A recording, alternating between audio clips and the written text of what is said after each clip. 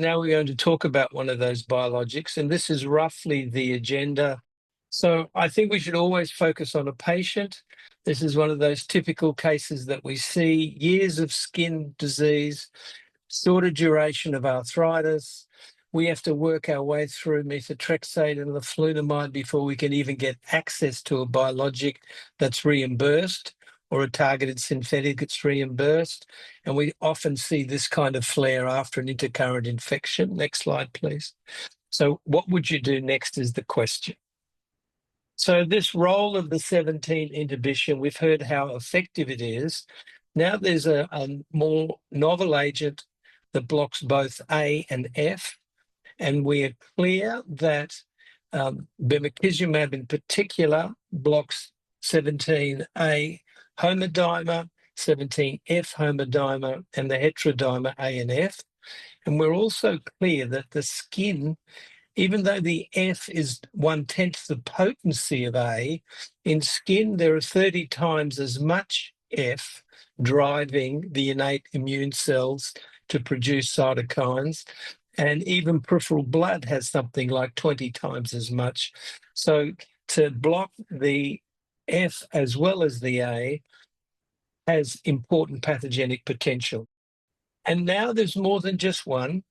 At EULAR just gone and ACR last year, they showed some evidence not just of bimekizumab, which is divalent and has dual specificity for both cytokines, as I've mentioned, but a new nanobody, which is said to have better tissue penetration into infiltration. It's still in phase 2 studies. It binds to albumin, is supposed to get into tissue better, and hopefully the phase 3 will sort out comparable efficacy. And even a new molecule called ORCA, which has changed the hinge amino acids and increased the half-life so that it's potentially givable every 4 to 6 months as a treatment choice. Next slide, please. So I made this table, we published it, but I've modified it. Any new therapy must be able to cope with and treat effectively and safely all those different aspects down the left-hand side. And I've included safety as one of the key issues, as everybody is so risk averse these days. Next slide. And so there's a number of key trials going on. The bimekizumab trial program is very comprehensive, as we'll quickly see. The phase 2 for sonelokimab is coming up, and there's still very early days for the ORCA. Next slide, please. So if we keep in the back of our mind that long list of things that a new drug has to treat, the B17s and the P19s have rewritten the expectations for skin. We now expect PASI 90, PASI 100 in up to half the patients, even higher percentages for PASI 90, and that has now become the minimum expectation for these patients. That's in a psoriasis population. Next slide. And dermatologists are very fortunate because you've done a lot of head-to-head studies, and there are very few head-to-head studies in rheumatology, and we wish there would be more. But here's just an example of comparisons at both PASI 90, 100 and the IGA 0/1 against some of the other therapies available, adalimumab, ustekinumab, secukinumab, etc. So the efficacy is clearly there for blocking both A and F from a psoriasis point of view. Next slide, please. And a very comprehensive clinical trial program in all the elements that we need, the dose ranging, and then those who are naive to a biologic and those who have failed to a biologic with open label extension over time. Next slide, please. And if we work our way down that list, we're getting 50% or more patients with an ACR 50, whether it's the BDMARD naive, or those patients who've already failed, are a more resistant patient population where a TNF has been inadequate at controlling joints. And this is a very robust TNF response, higher than we've seen with other therapies. Next slide, please. MDA is minimal disease activity. It's our target to get our patients into a good response, a good place, and we're getting upwards of 60% of patients in MDA with efficacy early, fast separation, with efficacy at the primary endpoint, but no loss of effect over time out to a year. Next slide, please. So skin psoriasis in our studies is very minor. We have a average PASI of 8. You have an average PASI in your trials of 24, but you can see a very robust and significant response up to 50-odd percent, 60% with a PASI 100, even in the in the PsA studies. Next slide, please. We can't underestimate nails, and we actually look at them in the PsA studies, and you can see that very effective for nails. Patients find this a major source of itch, pain, discomfort, and embarrassment, and we shouldn't underestimate nails. Next slide, please. Dactylitis is one of those very difficult conditions to treat for the rheumatologist, and here it's nice efficacy.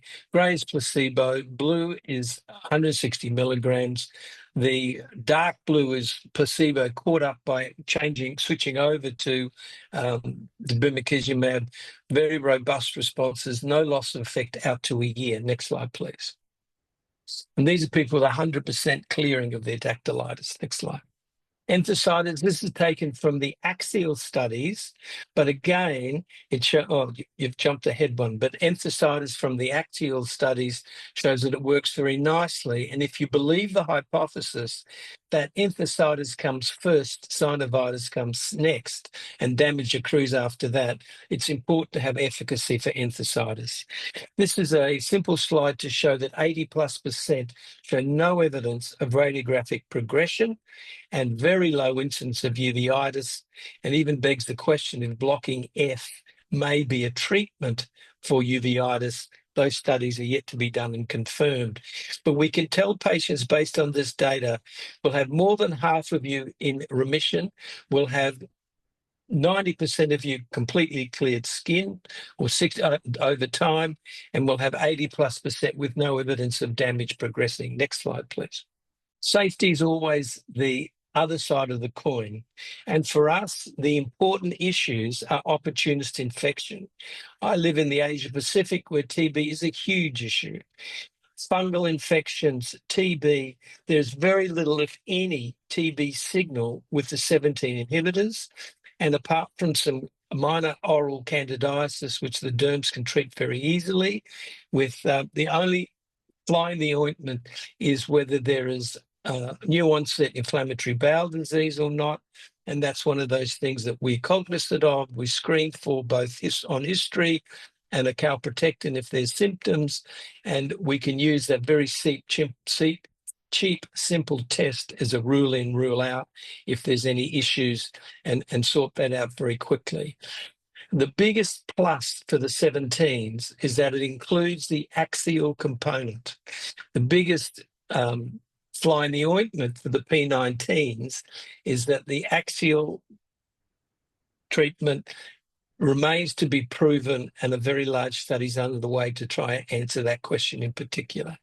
But really, in our hands, when we're used to serious infective episodes, we're used to opportunist infections with the TNFs, we're used to demyelination, psoriasis, flaring, etc., lupus-like syndromes. We don't see bacterial infection. We don't see sepsis. We don't see opportunist infection. For us, these drugs are much, much safer in all of those aspects. Next slide, please. So very early days for sevelimumab, but same ballpark. You're about in the 50% to 80% range IgA. The side effects look like a 17. The efficacy looks very similar to the 17s that we're used to using. I'm now counting up to 7 IL-17 inhibitors that are under development or clinically available. So efficacy, safety, next slide, that's in the skin population, and it's early days in the psoriatic arthritis population, but you're seeing roughly the same ACR 50s, about 40-odd% of the patients, and out over time, you're seeing 70-odd% ACR 20s. PASI 90s in the 77% range. So you're not seeing spectacularly better based on the idea of an antibody having better tissue penetration. You're seeing about the same ballpark in efficacy, but we need to see the full data, and we need to publish data, and we need to see the phase 3. Next slide, please. So what happened to our patient? Of course, the skin response, as Uli's already said, is dramatic. You're trying to do a clinical trial with placebo. Half the patients, their skin is completely cleared in 2 weeks. The other half of the patients have no change in their skin scores. But the skin is dramatic. The joints are equally as dramatic. It just takes a few more weeks to show the efficacy. So this particular patient was very happy. Next slide, please. So we can conclude that efficacy and safety fits what we've expected with the 17 group.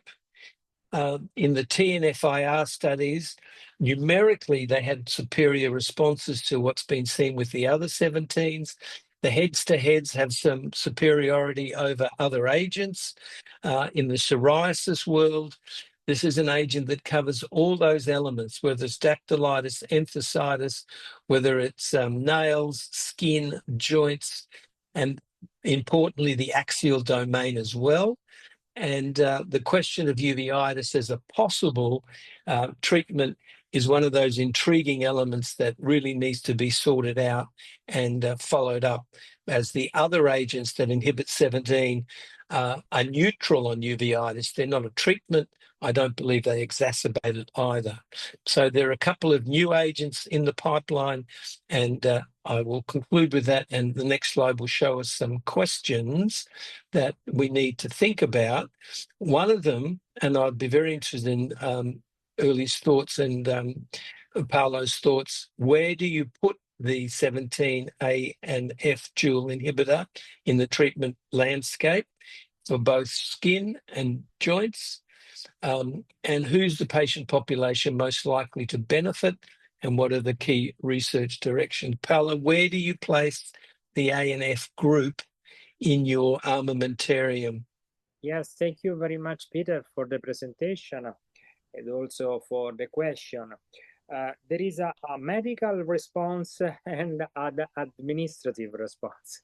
In terms of administrative response, the payers of the hospital recommend me to start with biosimilar as a first biologics for the patient because of the issues of cost. And so I have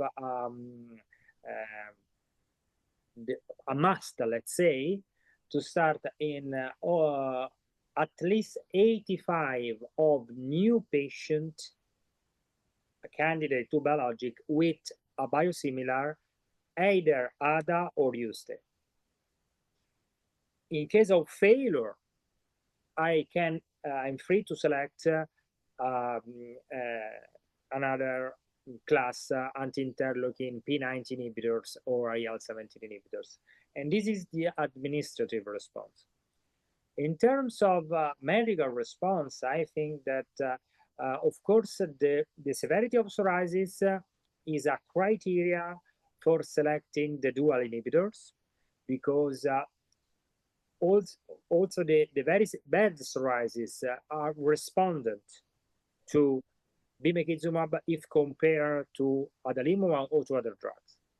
So the very severe case, the resistant case, but also the diffuse cases are, to me, a priority, a criteria for the selection of IL-17A and F dual inhibitors.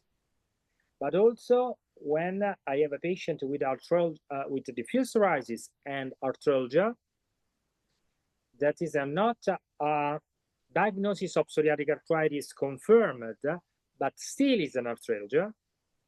That is not, of course, fibromyalgia, or it's not osteoarthritis, is an arthralgia. I prefer to select the dual inhibitors. What about you, Uli? Yeah, virtually, I have to say we are living in a total luxury here in Germany, because we have free choice of all the drugs, and we have bimekizumab on our market for quite a time now, so it's not new. And it's quite interesting how people choose their different drugs. And first of all, the IL-17 are probably the number one class in the situation with psoriatic arthritis diagnosed, even by dermatologists, because we have a shortness of referral to rheumatologists. And our dermatologists in Germany are quite nicely trained now to at least see first signs of arthritis. And then they are encouraged to use a biologic right away. And then the IL-17 class is used. And all know that the bimekizumab at the moment is the IL-17 together with ICSA with the highest efficacy. And this is probably one of the selection criteria. However, failure to other biologics or other treatment is also a criterion to use bimekizumab, or quite severe skin disease, as you have shown on your case slide, Peter. We are very keen about a very special problem with bimekizumab that is not seen in this, let's say, frequency and severity with the other IL-17 inhibitors, the IL-17A inhibitors, and that's really Candida. And 5 hours ago, I had a question. A patient in my private practice referred to me from a rheumatologist, and the patient has psoriasis and psoriatic arthritis with axial involvement, as you said, Peter, and the patient was on bimekizumab. The skin was clear, joint disease was controlled, but she had massive Candida. She had a Candida folliculitis in the folds, and she had oral candidiasis. And that's what we see, particularly in the first year of treatment. And two reasons we all don't know and we cannot explain, the likelihood of candidiasis is decreasing year by year under continuous treatment. But it is sometimes it's really a challenge not to also to think about, shall we change the drug, because there's recurrency of the Candida infections. And of course, a Candida folliculitis is not easy to treat. And we also avoid the drugs that are recommended, the azoles like fluconazole, because they have massive drug-drug interactions due to their cytochrome P450 metabolism interference. So this is the good and the bad side from these highly effective drugs, and no doubt about bimekizumab is really highly effective, and it really blasts away psoriasis at the skin level, but also is very effective for actual disease. Nail disease is, if you have very severe nail disease, I would probably choose right away bimekizumab, because that's the most fastest drug to clear nail disease apart from infliximab IV. So shall we ask Dr. Yukari, what's the situation with the 17A and F inhibitors in Japan? Thank you. In Japan, also we can choose so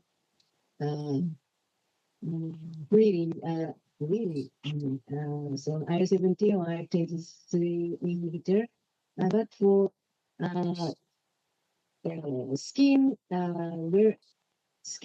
lesion severe cases, we choose IL-17 inhibitor, IL-17A inhibitor first.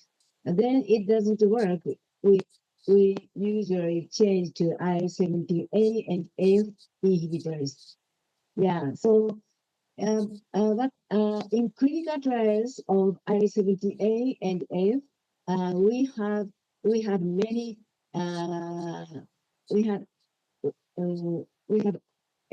many experiences of candidiasis, especially oral and sometimes esophageal candidiasis. Even one shot induce the esophageal candidiasis. So we are actually afraid of using bimekizumab and in real world first. But nowadays we always ask the patient, please continued oral care, because in Japan, unfortunately, oral care is not satisfied. So not enough. So we always ask patients to continue oral care. So then in real world, we have no very, very small population of candidacies. So now, so we can choose easily IL-17A and F, and especially for patients with arthritis, PsA. PsA is very difficult to be controlled. So we choose bimekizumab sometimes fast. Severe, Thank you very much. Dr. Quinn, would you like to comment? Because we have to wrap up the discussion. Yes, I'm actually a patient, and I just started bimekizumab 11 days ago. 20 years diagnosed, 15 years on biologics. This is my 9th. Ixekizumab for 6 years, with efficacy going down the last year. 11 days ago, first dose. Within 5 days, my psoriatic pain went from 100 to about 5%. And my psoriasis on my scalp and hands completely disappeared within 11 days. So I have to say, as a patient, a dual inhibitor is very exciting. It just got approved in my state, Massachusetts, in the United States. I'm actually my rheumatologist's first patient to use it. So I really have high hopes, and it's every 4 weeks. I heard you speak about other treatments that are every 3 or 4 months. In my experience as an advocate, speaking to hundreds of patients a year, anything that's more than 4 weeks does not work well for psoriatic arthritis, only for psoriasis.